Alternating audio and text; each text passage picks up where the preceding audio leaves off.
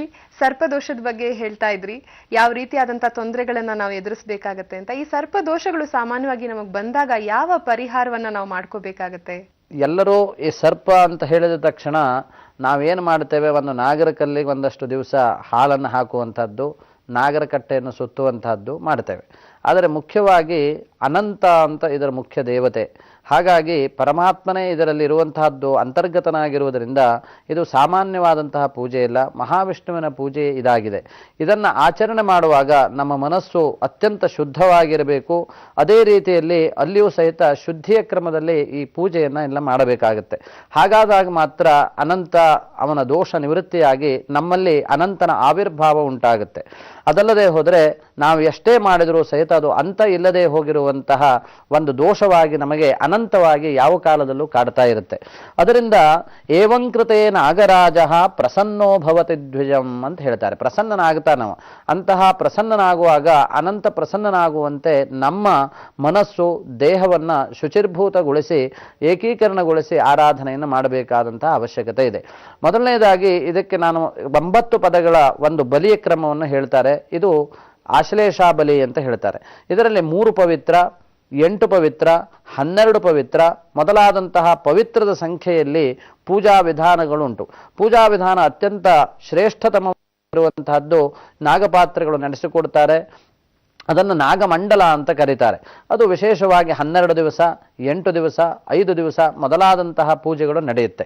ಅದರಲ್ಲಿ ವೇದಪಾರಾಯಣಗಳು, ಅನೇಕ ಮಂತ್ರಜಪಾದಿಗಳು, ರುದ್ರ ಮೊದಲಾದಂತಹ ದೇವತಾ ಪ್ರೀತ್ಯರ್ಥಕವಾದಂತಹ ಜಪಾದಿಗಳು ನಡೆಯುವಂತಹ ವಿಧಾನ ಉಂಟು. ನರ್ತನವೇ ಮೊದಲಾದಂತಹ ಸೇವೆಗಳು ಸಹಿತ ನಾಗಪ್ರೀತಿಗಾಗಿ ಮಾಡುವಂತಹದ್ದು ದಕ್ಷಿಣ ಕನ್ನಡದಲ್ಲಿ ವಿಶೇಷವಾಗಿ ಏನು ಸಮುದ್ರದ ತೀರದಲ್ಲಿ ಈ ಪೂಜೆಗಳಿಗೆ ವಿಶೇಷವಾದಂತಹ ಒಂದು ಸ್ಥಾನಮಾನಾದಿಗಳು ಇದ್ದಾವೆ.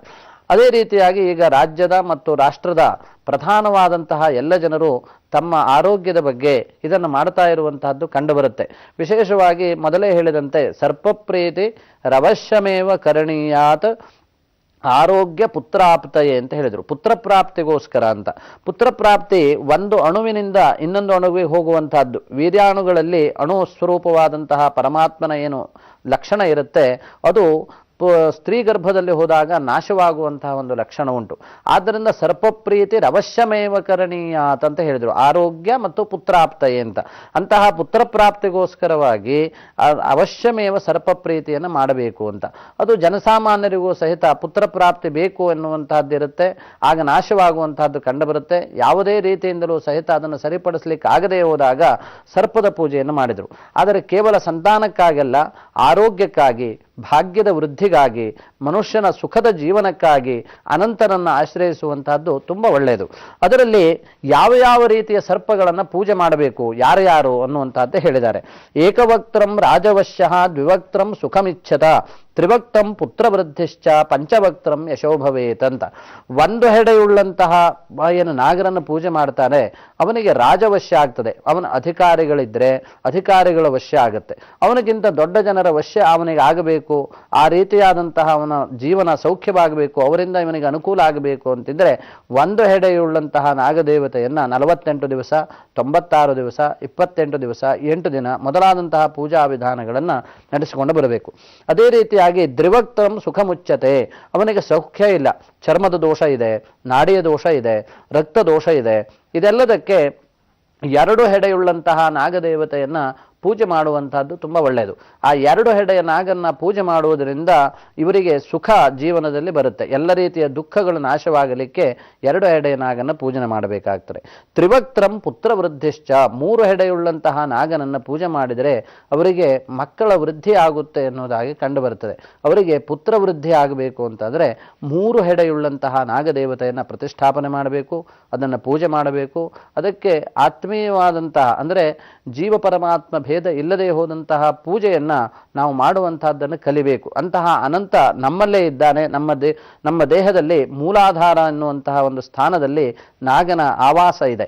ಅಂತಹ ನಾಗನನ್ನ ಆರಾಧನೆ ಮಾಡುವಂತಹದ್ದನ್ನು ನಾವು ಕಲಿಬೇಕಾಗತ್ತೆ. ಅದೇ ರೀತಿಯಾಗಿ ಪಂಚವಕ್ತ್ರಂ ಯಶೋಭವೇತ್ ಅಂತ ಹೇಳಿದರು. 5 ಮುಖವುಳ್ಳಂತಹ ನಾಗದೇವತೆಯನ್ನ ಯಾರು ಸ್ಥಾಪನೆ ಮಾಡಿ ಪೂಜೆ ಮಾಡ್ತಾರೋ ಅವರ ಕೀರ್ತಿ ವೃದ್ಧಿ ಆಗುತ್ತೆ, ಕೀರ್ತಿಯಲ್ಲಿ ಅವರಿಗೆ ಅನುಕೂಲ ಆಗುತ್ತೆ ಅನ್ನುವಂತಹ ಒಂದು ವಿಷಯ ಅದರಲ್ಲುಂಟು. ಕೆಲವು ಜನರು ನಾಗನಿಂದ ಕಚ್ಚಿಕೊಳ್ತಾರೆ. ಅಂತಹ ಕಚ್ಚಿಕೊಳ್ಳುವಾಗ ಅವರು ದಂಶನ ಮಾಡುವಾಗ ನಾಗನಿಗೆ ಯಾವ ಯಾವ ರೀತಿಯಾದಂತಹ ಕೋಪ ಇರುತ್ತೆ, ಸುಮ್ಮನೆ ಅದು ಕಚ್ಚುವುದಿಲ್ಲ ಎಲ್ಲರಿಗೆ. ಅಂತಹ ಕಚ್ಚುವುದಕ್ಕೆ ಯಾವ ಕಾರಣ ಅನ್ನುವಂತಹದ್ದನ್ನು ಸಹಿತ ನಮ್ಮಲ್ಲಿ ಒಂದು ಪಟ್ಟಿ ಮಾಡಿದ್ದಾರೆ ಹಿರಿಯರು. ಅದು ನೋಡಿ, ಭೀತಿಂ ಕ್ಷುಧಾ ಮತ್ತತಾಚ ಅಪ್ರಕ್ರಾಂತಿ ಸ್ಥಾವರ ಲಕ್ಷಣಂ ಜೀವದೇಶಂಚ ವೈರಂಚ ಸರ್ಪದಂಶಂಚ ಅಷ್ಟಧ ಅಂತ ಹೇಳಿದರು. 8 ಪ್ರಕಾರವಾಗಿ ಈ ಸರ್ಪದಂಶನ ಅನ್ನುವಂಥದ್ದು ಆಗುತ್ತೆ. ಮಾಧವಿಯವರೇ, ಈ ಸರ್ಪ 8 ರೀತಿಯಲ್ಲಿ ಮನುಷ್ಯನಿಗೆ ಕಚ್ಚುವುದು ಉಂಟು. ಸುಮ್ಮನೆ ಎಲ್ಲ ಹೋಗುವಂತಹ ಸರ್ಪಗಳು ಕಚ್ಚುವುದಿಲ್ಲ. ಕಚ್ಚಲಿಕ್ಕೂ ಸಹಿತ ಒಂದು ಕಾರಣ ಉಂಟು. ಆ ಉದ್ದೇಶ ಏನು, ಅದರೊಳಗಿರುವಂತಹ ಜೀವಿಯಲ್ಲಿಯೂ ಸಹಿತ ಪರಮಾತ್ಮನೇ ಇರುವಂತಹದ್ದು.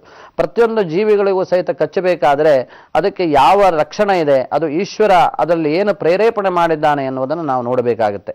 ಅಂತಹ ಈಶ್ವರನ ಪ್ರೇರಣೆಯಿಂದಲೇ ಆ ಹಾವು ಸಹಿತ ಕಚ್ಚುವಂತಹದ್ದುಂಟು. ಆದರೆ ಅದಕ್ಕೆ 8 ಪ್ರಕಾರವಾದಂತಹ ವಿಧಾನಗಳನ್ನು ಹೇಳಿದರು.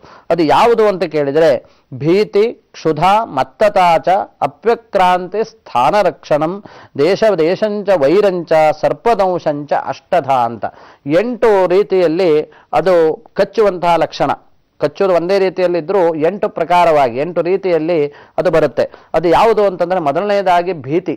ಆ ಸರ್ಪಕ್ಕೆ ಭೀತಿ ಉಂಟಾದಾಗ, ಅದಕ್ಕೆ ತನ್ನನ್ನು ನಾಶ ಮಾಡ್ತಾರೆ ಇವರು ಅಂತ ಕಂಡು ಬಂದಾಗ ಅದು ಬೇರೆ ಒಂದು ಜೀವಿಗಳಿಗೆ ಕಚ್ಚುವಂತಹ ಒಂದು ಪರಿಸ್ಥಿತಿ ನಿರ್ಮಾಣ ಆಗುತ್ತೆ. ಆದ್ದರಿಂದ ಯಾರು ಭೀತಿಯನ್ನು ಪಡಿಸಬಾರದು. ಸುಮ್ಮನೆ ನಿತ್ತರೆ ಅದೇನು ಮಾಡುವುದಿಲ್ಲ, ಅದರಷ್ಟೊತ್ತಿಗೆ ಅದು ಹೋಗುತ್ತೆ. ಆದರೆ ಕೆಲವು ಮಂದಿ ಕಂಡ ತಕ್ಷಣ ದೊಡ್ಡ ಬೊಬ್ಬೆ ಹೊಡೆಯುವಂತಹದ್ದು, ಕಲ್ಲೆ ಎಸೆಯುವಂತಹದ್ದು ಅದಕ್ಕೆ ಮಾಡುವಂತಹ ಲಕ್ಷಣ ಉಂಟು. ಆದ್ದರಿಂದ ಸರ್ಪದಂಶನ ಅನ್ನುವಂಥದ್ದು ಆಗುತ್ತೆ. ಭೀತಿ ಮೊದಲನೇದಾಗಿ. ಆನಂತರ ಕ್ಷುಧಾ, ತುಂಬ ನೀರಡಿಕೆ ಆಗುವಂತಹದ್ದು. ಅದು ನೀರು ಅಥವಾ ಹಾಲು ಏನಾದರೂ ಕುಡಿಬೇಕಾಗುತ್ತೆ ಹಾವಿಗೆ. ಸರ್ಪಕ್ಕೆ ವಾಯುವನ್ನು ಸ್ವೀಕಾರ ಮಾಡುವಂತಹ ಲಕ್ಷಣ ಉಂಟು. ಅಂತಹದ್ದು ಇಲ್ಲದೆ ಕ್ಷುಧ, ಬಹಳ ಅದಕ್ಕೆ ತೃಷೆ ಉಂಟಾಗಿದ್ದಿದ್ರೆ ವಿಷಮತ್ತತೆ ಹೆಚ್ಚಾಗಿ ಆಗ ಜೀವಿಗಳಿಗೆ ಕಚ್ಚುವಂತಹ ಒಂದು ಪರಿಸ್ಥಿತಿ ಬರುತ್ತೆ. ಅದೇ ರೀತಿಯಾಗಿ ಮತ್ತತಾಚ, 2 ಸರ್ಪಗಳು ತಮ್ಮಲ್ಲಿ ಏನೇ ಆಡುವಂತಹದ್ದು ಅಂತ ಹೇಳುತ್ತಾರೆ. ಪರಸ್ಪರ ಸ್ತ್ರೀ ಮತ್ತು ಪುರುಷ ಸರ್ಪಗಳು ಮಿಲನವಾಗುವಂತಹ ಸಂದರ್ಭವನ್ನು ಬಂದಿರುವಂತಹ ಸಮಯದಲ್ಲಿ ಅವಕ್ಕೆ ಮತ್ತತೆ ಎನ್ನುವಂತಹದ್ದು ಬರುತ್ತೆ. ತಾವೇನು ಮಾಡ್ತೇವೆ ಎನ್ನುವಂಥದ್ದು ಗೊತ್ತಾಗುವಂತಹದ್ದಿಲ್ಲ. ಅಂತಹ ಸಂದರ್ಭದಲ್ಲಿ ಸರ್ಪ ಕಚ್ಚುವಂತಹ ಒಂದು ಪರಿಸ್ಥಿತಿ ಬರುತ್ತೆ. ಆ ಸಂದರ್ಭದಲ್ಲಿ ಮನುಷ್ಯ ಅಲ್ಲಿ ಓಡಾಡಿದರೆ ಆ ಸರ್ಪಗಳು ಕಚ್ಚಾವೆ. ಅದರ ಪ್ರಕಾರ ಸ್ಥಾವರ ಲಕ್ಷಣಂ, ಅವು ಸ್ಥಾವರದಲ್ಲಿ ಉಳಿತಾವೆ. ಹುತ್ತ ಆಗಿರಬಹುದು, ಆಶ್ರಯ ಮಾಡಿಕೊಂಡಿರುವಂತಹ ಒಂದು ಸ್ಥಾನವನ್ನ ರಕ್ಷಣೆ ಮಾಡಬೇಕು ಎನ್ನುವಂತಹ ಉದ್ದೇಶದಿಂದ ಜೀವಿಗಳಿಗೆ ಕಚ್ಚುವಂತಹ ಲಕ್ಷಣ ಉಂಟು. ಅದಲ್ಲದೆ ಹೋದರೆ ಸುಮ್ಮನೆ ಹಾವು ಬಂದು ಮನುಷ್ಯನಿಗೆ ಕಚ್ಚುವುದಿಲ್ಲ. ಅದೇ ರೀತಿಯಲ್ಲಿ ಆ ಸ್ಥಾವರವನ್ನು ಹಾಳು ಮಾಡುವಂತಹ ಪರಿಸ್ಥಿತಿ ಮನುಷ್ಯ ನಿರ್ಮಾಣ ಮಾಡಿಕೊಳ್ತಾನೆ. ಸುಮ್ಮನೆ ಹೋಗಿ ಆ ಹುತ್ತನ್ನು ಒಡೆಯುವಂತಹದ್ದು, ಅವು ಎಲ್ಲಿ ವಾಸ ಮಾಡ್ತಾ ಇದ್ದಾವೆಯೋ ಅಲ್ಲಿ ಕಲ್ಲನ್ನು ಎಸೆಯುವಂತಹದ್ದು, ಬೆಂಕಿ ಹಾಕುವಂತಹದ್ದು ಮೊದಲಾದವುಗಳನ್ನು ಮಾಡ್ತಾನೆ. ಅವುಗಳನ್ನು ಮಾಡದೇ ಇದ್ದಾಗಲೂ ಸಹಿತ ಸರ್ಪಗಳು ಅವನನ್ನು ಕಚ್ಚುವಂತಹದ್ದಿಲ್ಲ. ಅದೇ ಪ್ರಕಾರ ಜನ್ಮಾಂತರದ ವೈರಗಳು, ಹಿಂದಿನ ಜನ್ಮದಲ್ಲಿ ಅವುಗಳ ಮೊಟ್ಟೆಗಳನ್ನು ನಾಶ ಮಾಡುವಂತಹದ್ದಿದೆ. ಹಾಗಾಗಿ ಸರ್ಪನ ದ್ವೇಷ 12 ವರ್ಷ ಅಂತ ನಮ್ಮಲ್ಲಿ ಬರುತ್ತೆ. ಆದರೆ ಕೇವಲ 12 ವರ್ಷ ಅಲ್ಲ, 12 ಜನ್ಮದಲ್ಲಿಯೂ ಸಹಿತ ಸರ್ಪ ದ್ವೇಷವನ್ನು ಮಾಡಿ ಪುನಃ ಆ ಜೀವಿಯನ್ನು ಕಚ್ಚುತ್ತಾವೆ. ಅದರಲ್ಲೇ ಅದೇ ರೀತಿಯಾಗಿ ನಿಧಿಯನ್ನು ಕಾಯುವಂತಹ ಸರ್ಪಗಳುಂಟು. ಭೂಮಿಯಲ್ಲಿ ಒಳಗಡೆ ಇರುವಂತಹ ನಿಧಿಗಳನ್ನು ಸರ್ಪ ಕಾಯುವಂತಹದ್ದಿದೆ. ಅದು ಸಹಿತ ಶೇಷ ಅನಂತನಿಗೆ ಸಲ್ಲಬೇಕಾದಂತಹದ್ದು. ಅದನ್ನು ತೆಗೆಯುವಂತಹ ಸಂದರ್ಭದಲ್ಲಿ ಜನರು ಕಚ್ಚಿಸಿಕೊಂಡಿರುವಂತಹದ್ದು ಅಥವಾ ಅದಕ್ಕೆ ಪ್ರಯತ್ನವನ್ನು ಮಾಡಿರುವಂತಹದ್ದು ಸಹಿತ ಇದೆ. ಈ ರೀತಿಯಾದಂತಹ 8 ಪ್ರಕಾರದಿಂದ ಸರ್ಪಗಳ ದಂಶನ ಆಗುತ್ತೆ. ಈ ದಂಶನ ಅಂದ್ರೆ ಕಚ್ಚುವಿಕೆ. ಈ ಕಚ್ಚುವಿಕೆಯನ್ನ ನಾವು ತಡೆಯಬೇಕು ಅಂತಿದ್ರೆ ಈ 8 ವಿಭಾಗಗಳಲ್ಲಿ ನಾವು ಕೆಲಸ ಮಾಡುವುದನ್ನು ಕಡಿಮೆ ಮಾಡಬೇಕು. ಅಂತಹ ಸಂದರ್ಭದಲ್ಲಿ ಸರ್ಪಗಳನ್ನು ಕಂಡ್ರೆ ದೂರದಿಂದಲೇ ಬರಬೇಕು. ಇದು ತುಂಬಾ ಒಳ್ಳೆಯದು ಅಂತ ಹೇಳುವ ಹಾಗೆ ನಮಗೆ ಕಂಡು ಬರುತ್ತೆ. ಗುರುಜಿ, ವಿಶೇಷವಾಗಿ ಇಂದು ಷಷ್ಠಿ ಆಶ್ಲೇಷ ನಕ್ಷತ್ರ ಆಗಿರೋದ್ರಿಂದ ಸರ್ಪದೋಷದ ಬಗ್ಗೆ ಹಲವಾರು ಮಾಹಿತಿಗಳನ್ನ ನೀವು ನಮ್ಗೆ ಇಂದು ನೀಡ್ತಾ ಬಂದ್ರಿ. ಸರ್ಪದೋಷ ಅಂದ್ರೇನು, ಯಾಕಾಗಿ ಬರುತ್ತೆ, ಯಾರಿಗೆ ಬರುತ್ತೆ, ಯಾವ ರೀತಿಯಾದಂತಹ ಪೂಜೆ ಅನುಷ್ಠಾನಗಳನ್ನ ನಾವು ಮಾಡ್ಬೇಕಾಗತ್ತೆ ಪರಿಹಾರಕ್ಕೋಸ್ಕರ ಅನ್ನೋದನ್ನ ತಿಳಿಸ್ಕೊಟ್ರಿ. ಅದ್ರ ಜೊತೆಗೆ ಎಷ್ಟು ವಿಧವಾದ ಸರ್ಪಗಳಿದೆ, ಯಾವ ಹೆಡೆಯ ಸರ್ಪವನ್ನ ನಾವು ಪೂಜೆ ಮಾಡಿದ್ರೆ ಯಾವ ರೀತಿಯಾದಂತಹ ಅಭಿಷ್ಟಗಳನ್ನ ನಾವು ಇಚ್ಛಿಸ್ಕೋಬಹುದು, ಪೂರೈಸ್ಕೋಬಹುದು ಅನ್ನೋದ್ರ ಬಗ್ಗೆ ಕೂಡ ಮಾಹಿತಿಯನ್ನ ನೀಡಿದ್ರಿ. ಜೊತೆಗೆ ಫೋನ್ ಕರೆಗಳು ಹಾಗೂ ಪತ್ರಗಳಿಗೂ ಕೂಡ ಉತ್ತಮ ರೀತಿಯಲ್ಲಿ ಸ್ಪಂದಿಸಿದ್ರಿ. ಸರ್ಪದೋಷಕ್ಕೆ ಸಂಬಂಧಪಟ್ಟಂತೆ ಸಾಕಷ್ಟು ರೀತಿಯಲ್ಲಿ ನೀವು ಇಂದು ನಮಗೆ ಮಾಹಿತಿಯನ್ನ ನೀಡ್ತಾ ಬಂದ್ರಿ. ಹೀಗೆ ನೀವು ನಮ್ಮ ಕಾರ್ಯಕ್ರಮಕ್ಕೆ ಆಗಮಿಸ್ತಾ ಇರಬೇಕು ಗುರುಜಿ. ನಮಗಾಗಿ, ನಮ್ಮ ವೀಕ್ಷಕರಿಗಾಗಿ ಇನ್ನಷ್ಟು ಮತ್ತಷ್ಟು ಉತ್ತಮವಾದಂತಹ ಮಾಹಿತಿಗಳನ್ನ ನೀಡ್ತಾ ಬರಬೇಕು. ಧನ್ಯವಾದಗಳು ಗುರುಜಿ. ವೀಕ್ಷಕರೇ, ಮತ್ತೆ ನಿಮ್ಮ ಭೇಟಿ ಮುಂದಿನ ಸಂಚಿಕೆಯ ಧರ್ಮದರ್ಪಣದಲ್ಲಿ. ಅಲ್ಲಿವರೆಗೂ